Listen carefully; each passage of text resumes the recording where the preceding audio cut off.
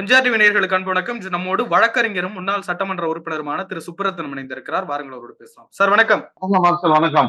சமீபத்துல தினமலர் நாளிதழ் ஒரு செய்தி வெளியிட்டிருந்தது. கோவையில நடந்த ஒரு விழாவில் வேலுமணி அவர்களுக்கு செங்கோல் வழங்கப்பட்டதாகவும், அடுத்த கட்ட அரசியலுக்கு ஒரு ஆரம்ப புள்ளியாக இது பார்க்கப்படுவதாகவும் சொல்லியிருக்காங்க. எப்படி பாக்குறீங்க அத? இதுக்கு அடிப்படைங்க மார்ஷல் அம்மா பேரை அம்மா அவர்களுடைய மறைவுக்கு பிறகு அதற்கு பிறகு கட்சியில் ஏற்பட்ட சூழல் உங்களுக்கு தெரியும். இரட்டை தலைமை இருந்த வரையிலும் நம்ம சட்டமன்ற தேர்தலில் கூட ஓரளவு ஒரு டீசென்ட் ஒரு சொல்லிக் கொள்ளக்கூடிய வகையிலே எங்கள் கட்சி வெற்றி பெற்றது. ஆனால் அண்ணன் இபிஎஸ் அவர்கள் ஒற்றை தலைமையில் தான் நான் இன்னும் சிறப்பாக செயல்படுவேன் என்று சொல்லி அவருக்கு உகந்த சூழ்நிலையை உருவாக்கி அண்ணன் ஓபிஎஸ் அவர்களை வெளியேற்றிய பிறகு, திரு தினகரன் வெளியேறிய பிறகு திருமதி சசிகலா அம்மையார் அவர்களை கட்சியில் சேர்த்துக் கொள்ள மாட்டேன் என்று ஒரு பிடிவாதம் பிடித்து இன்றைக்கு கட்சி பல கூறாக பிரிந்து கிடக்கக்கூடிய நிலையில் தொடர்ந்து 10வது தோல்வி 11வது தோல்வியை ஒற்றை தலைமை என்று ஒரு கையில் எடுத்த பிறகு 7-8 தோல்விகளை தொடர்ந்து இயக்கம் சந்தித்து விட்டது. எனவே நோய் நாடி நோய் முதல் நாடி அது தனிக்கு வாய் நாடி வாய்ப்பு செயல் என்று சொல்வார் வள்ளுவர். எனவே அதற்கு நோய்க்கு என்ன காரணம்? we must diagnose the patient for the cause of a disease என்று சொல்வார்கள். என்ன அந்த நோய்க்கு என்ன காரணம் என்பதை டயக்னோஸ் பண்ணணும். நாங்க சொல்லிடுங்க, what is the reason for the sudden downfall of ADMK consecutively in 10 elections நாங்கள் பார்த்து ஆராய்ச்சி செய்கிற பொழுது இந்த கட்சிகள் பல ஊராக பிரிந்து கிடப்பதன் காரணமாகத்தான் நம்முடைய ஓட்டுகள் அனைத்து இந்திய அண்ணா திராவிட முன்னேற்ற கழகத்தின் பாரம்பரிய ஓட்டுகள் பிரிந்திருப்பது மட்டுமல்ல, அனைத்து இந்திய அண்ணா திராவிட முன்னேற்ற கழகத்திற்கு ஆதரவளித்து வரக்கூடிய நடுநிலையாளர்கள், ஆதரவாளர்கள் சொல்லுவேன், வெகுஜனம், அவர்களும் இத்தனை பூரா பிரிஞ்சு கிடக்கிறப்ப இந்த கட்சி ஒண்ணு சரிப்பட்டு வராது, நம்ம ஓட்டை ஏன் வேஸ்ட் பண்ணணும் அப்படின்னு நம்முடைய அனுதாபிகளும் கட்சிக்கு இரட்டலைக்கு ஓட்டு போடுவதை நிறுத்தி கொண்டு விட்டார்கள். எனவே கட்சி ஒன்று சேர்வதுதான் ஒரே வழி. நோய்க்கு மருந்து என்பது, அதிமுக தோல்விக்கு மருந்து என்பது ஒன்று சேர்ந்தல்தான் என்பதை உலகமே இன்றைக்கு உணர்ந்திருக்கிறது. அடிமட்ட தொண்டர்களும் உணர்ந்திருக்காங்க, பொதுமக்களும் உணர்ந்திருக்கிறார்கள். நாங்கள் எங்களை பார்த்தாலும், ரயில்வே ஸ்டேஷன்ல பார்த்தாலும், விமானத்துல பார்த்தாலும், வாக்கிங்ல பார்த்தாலும் மக்கள் சொல்ற ஒண்ணு சரிங்க.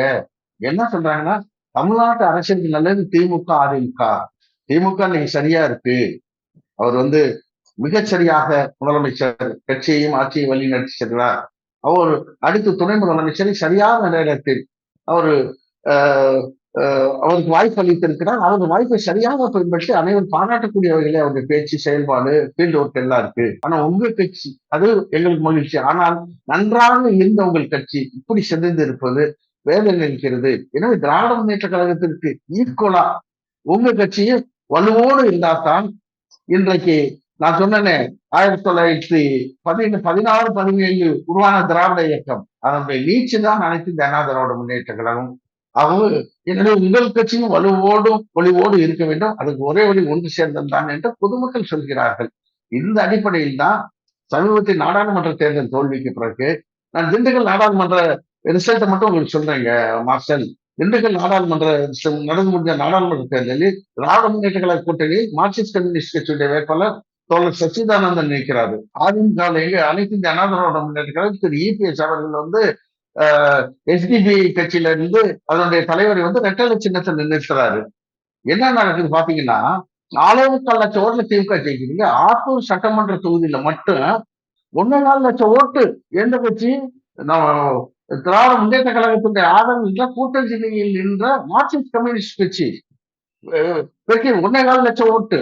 ஒட்டஞ்சத்திரம் உணவுத்துறை அமைச்சர் சக்கரவாணி அண்ணன் அவர்கள் 90,000 ஓட்டு லீடிங்.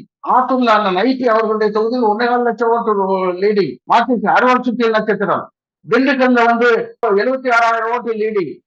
நஷ்டத்துல உங்களுக்கு 75,000 ஓட்டு leading.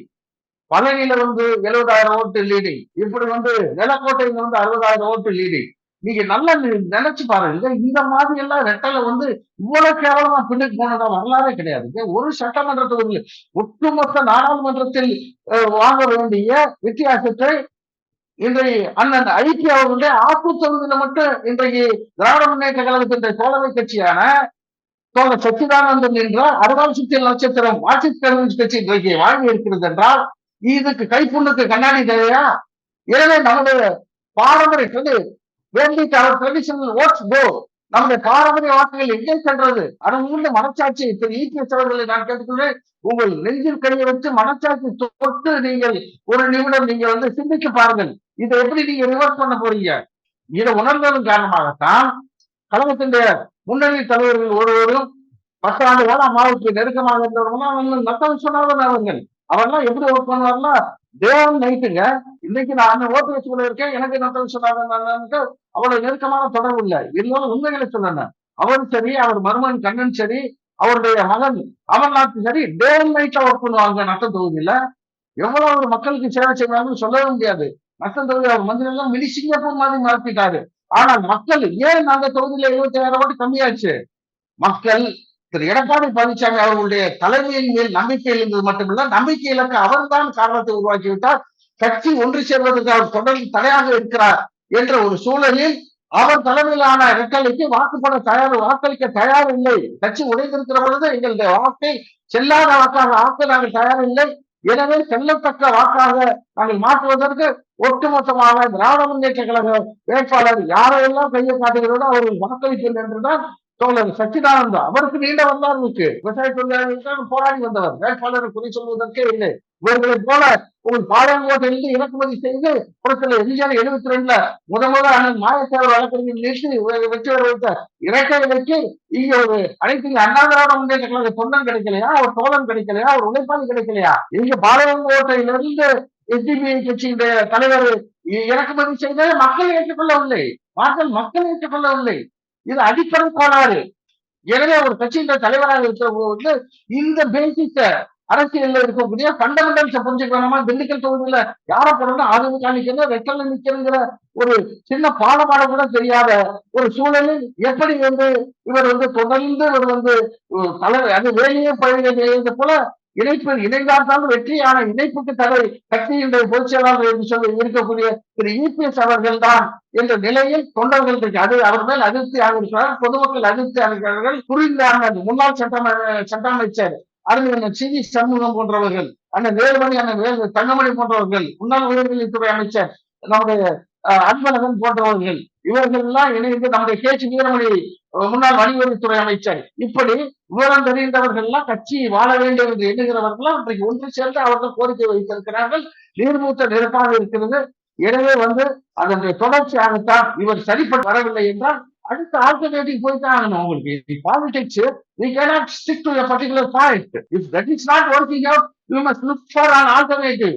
That alternative from our point of view looks to be Velumani. அதுதான் அரசியல் சூழலில் எனவே மாற்று தலைமை இவர் இணைப்பு இணைந்தால்தான் கட்சிக்கு வாழ்வு, இணைப்புக்கு ஒரு ஒத்துவர மாற்றம் மட்டும் தடையாக இருக்கிறார். எனவே அந்த தடையை உடைப்போம், அந்த இடத்தில் வேலுமணியை கொண்டு வந்து வைப்போம் என்று முன்னாள் அமைச்சர் அந்த வேலுமணியை வைப்போம் என்று இன்றைக்கு ஒரு கருத்து உருவாகி இருக்கிறது.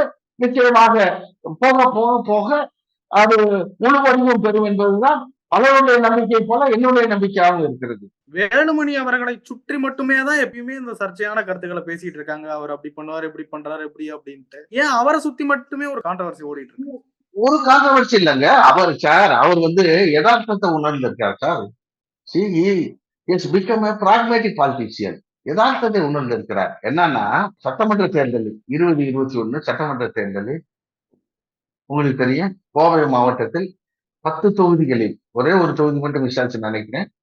10 தொகுதிகளில் எங்க அனைத்து இந்திய அண்ணா திராவிட முன்னேற்றம் வெற்றி பெற்றது, இரட்டலை வெற்றி பெற்றது. கூட்டணி கட்சி அன்றைக்கு இந்த உங்க வானதி சீனிவாசன் உட்பட வெற்றி பெறுவதற்கு திரு வேலுமணி தான் காரணம் என்பது வெளிப்படையான உண்மை.